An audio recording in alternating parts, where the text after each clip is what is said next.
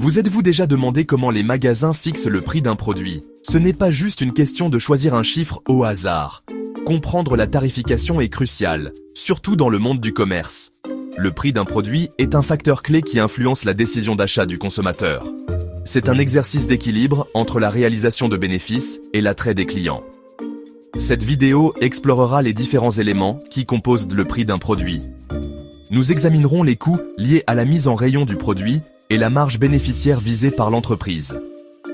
En comprenant ces composantes, vous obtiendrez des informations précieuses sur le monde des stratégies de prix. Ces connaissances sont particulièrement pertinentes pour les étudiants qui envisagent une carrière dans le commerce.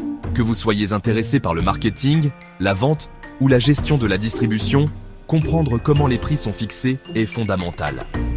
Cela vous aidera à prendre des décisions éclairées, à analyser les tendances du marché et à contribuer au succès d'une entreprise.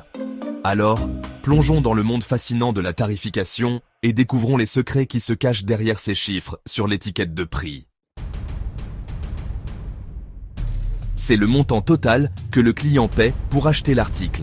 Ce prix de vente n'est pas aléatoire. Il est soigneusement calculé en tenant compte de plusieurs facteurs. Le prix de vente est composé de 3 éléments principaux: le coût d'achat du produit, les frais supplémentaires et la marge bénéficiaire souhaitée. Imaginez-le comme un jeu de construction. Chaque brique représente un coût, et une fois empilée, elle détermine le prix de vente final. Le coût d'achat est le montant que le commerçant paie pour acquérir le produit auprès du fournisseur ou du fabricant. Il s'agit du coût de base du produit. Les frais supplémentaires comprennent divers coûts associés à la préparation du produit pour la vente, tels que le transport, le stockage et le marketing. Enfin, la marge bénéficiaire est le montant que le commerçant vise à gagner sur chaque vente, ce qui est essentiel à la croissance et à la prospérité de l'entreprise.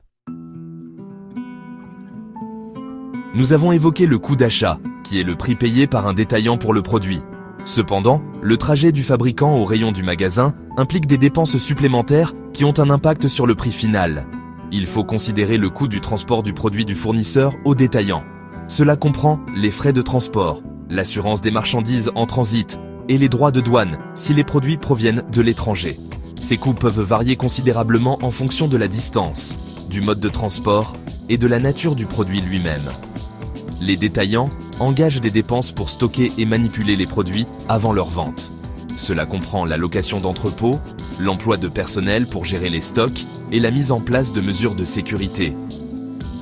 Ces coûts sont influencés par des facteurs tels que la taille et la fragilité du produit, les conditions de stockage requises et le volume des stocks détenus. Il y a aussi les frais commerciaux liés au marketing et à la vente du produit. Cela englobe les campagnes publicitaires, les remises promotionnelles et les salaires du personnel de vente. Ces coûts dépendent de la stratégie marketing employée, de la concurrence sur le marché et du niveau de service client fourni. Après avoir pris en compte tous les coûts liés à l'acquisition, au transport, au stockage et à la commercialisation d'un produit, nous arrivons à la marge bénéficiaire. C'est le montant que le détaillant ajoute au coût d'achat pour déterminer le prix de vente. La marge bénéficiaire est essentielle à la pérennité et à la croissance de toute entreprise. Elle permet à l'entreprise de couvrir ses frais d'exploitation, d'investir dans de nouvelles opportunités et de générer des rendements pour ses propriétaires ou actionnaires. Le pourcentage de marge bénéficiaire peut varier considérablement en fonction du secteur d'activité, du produit et de la stratégie commerciale. Par exemple, les biens essentiels, comme les produits alimentaires de base, ont généralement des marges bénéficiaires plus faibles en raison d'une forte concurrence et d'une sensibilité au prix. D'autre part, les articles de luxe ou les produits spécialisés affichent souvent des marges bénéficiaires plus élevées, reflétant leur exclusivité et leur valeur perçue. Fixer la bonne marge bénéficiaire est un exercice d'équilibre délicat. Une marge bénéficiaire élevée pourrait dissuader les clients sensibles au prix, tandis qu'une marge faible pourrait éroder la rentabilité et freiner la croissance. Comprendre les composantes de la tarification n'est pas seulement un exercice théorique. C'est une compétence précieuse qui se traduit directement dans le monde réel. En tant qu'étudiants en commerce, vous avez l'opportunité d'observer et d'analyser les stratégies de prix en action lors de vos stages et de vos futures carrières. Prêtez attention à la façon dont les prix sont affichés dans différents environnements de vente au détail. Observez comment les promotions et les remises influencent le comportement des consommateurs. Comparez les stratégies de prix de différentes marques au sein d'une même catégorie de produits.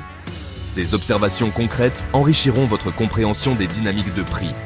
Posez des questions, participez à des discussions avec des professionnels expérimentés et réfléchissez aux facteurs qui influencent les décisions de tarification. En reliant vos connaissances théoriques à des observations pratiques, vous développerez une compréhension globale de la tarification qui vous sera utile dans vos projets futurs.